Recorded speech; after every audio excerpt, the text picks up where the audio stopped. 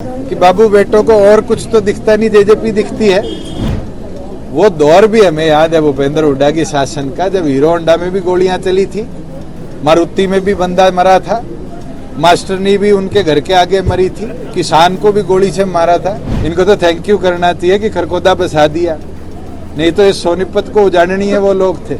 Sir, आगामी चुनाव को लेकर जिस तरह से भारतीय जनता पार्टी के नेता वो ये कह रहे हैं कि हमारा जो गठबंधन था वो सरकार चलाने के लिए। मैंने किस दिन ये नहीं बोला कि सरकार चलाने के लिए गठबंधन नहीं था। क्या चुनाव में 5 साल प्रदेश को स्थिर सरकार मिले, हमने मिलकर ये निर्णय लिया था। आगे तो पार्टियां फैसला करेंगी बैठ के कि आगे का भविष्य क्या होगा, और मुझे लगता है ये फैसला एनडीए में होगा, लोकसभा चुनाव में हो या विधानसभा चुनाव में हो, कैसे गतिविधि आगे की बढ़ेगी। आज के दिन हमारे गवर्नमेंट फंक्शनिंग के अंदर तो कोई गतिरोध नहीं है, और प्रदेश को हम आगे लेकर गए। अगर 44% जीएसटी की ग्रोथ नवंबर के महीने में आई है, ये मुझे लगता है सरकार की पॉजिटिव सोच की वजह से है कि हमारे टैक्स पेयर्स ने भी पूरी ईमानदारी के साथ प्रदेश की तरक्की में हिस्सेदारी दी।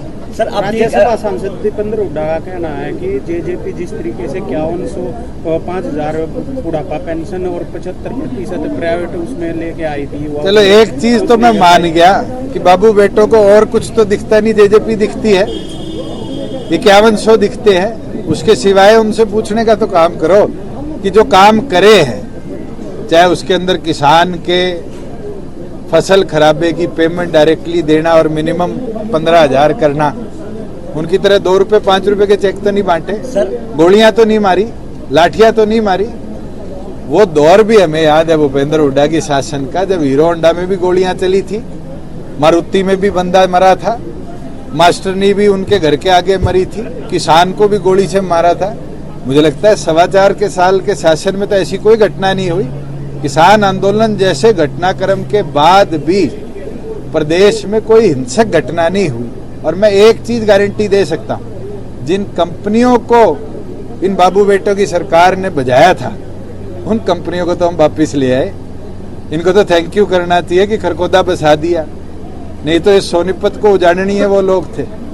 अपना बोलते थे और इस सोनीपत को खोखला करते थे। सर, आज हमने तो 15,000 करोड़ की इन्वेस्टमेंट के साथ मारुति को प्रेरित किया। अब एप्पल भी अपनी बैटरियां मोबाइल फोन की जितनी है वो उस नूह में बनाएगी जिस नूह में किसान को 10 साल के धरने पर इस कांग्रेस शासन में बैठना पड़ा। तो मुझे लगता है इनको पहले धन्यवाद करना चाहिए, ना कि हमारी बुराई। सर, राजस्थान चुनाव में भारतीय जनता पार्टी है वो चुनाव लड़ी, लेकिन और अच्छा प्रदर्शन है वो नहीं कर पाई। क्या आपने मंथन है वो किया? मंथन की बात नहीं है। हमारा राजस्थान में एक कार्यकर्ता भी नहीं था। 20 साल बाद चौधरी अजय सिंह चौटाला जी ने हमारी ड्यूटियां लगाई, वहां पर जाना, 13 जिलों में कार्यकर्ता बनाना, 19 सीटों पर चुनाव लड़ना, 60,000 वोट लेने। आप भी पैदा हुए होगे, बच्चे थे, धीरे धीरे अडल्ट हुए, फिर बूढ़े हो गए। अरे अभी तो बीज बोया है, अभी तो पौधे का फुटारा आया है 60,000 वोट के साथ। पंचायती राज चुनाव है, लोकसभा चुनाव है, फिर विधानसभा चुनाव है। जेजेपी रुकने वाली नहीं है।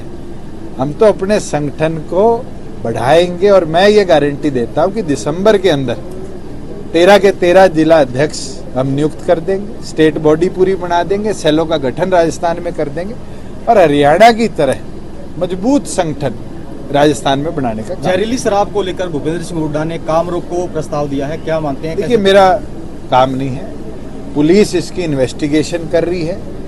अभी विसरा की रिपोर्ट आनी है कि क्या वो जहरीली शराब थी या पानीपत से जब केमिकल आया सोनीपत में और लोग मरे थे, उस तरह का कोई केमिकल का सेवन था।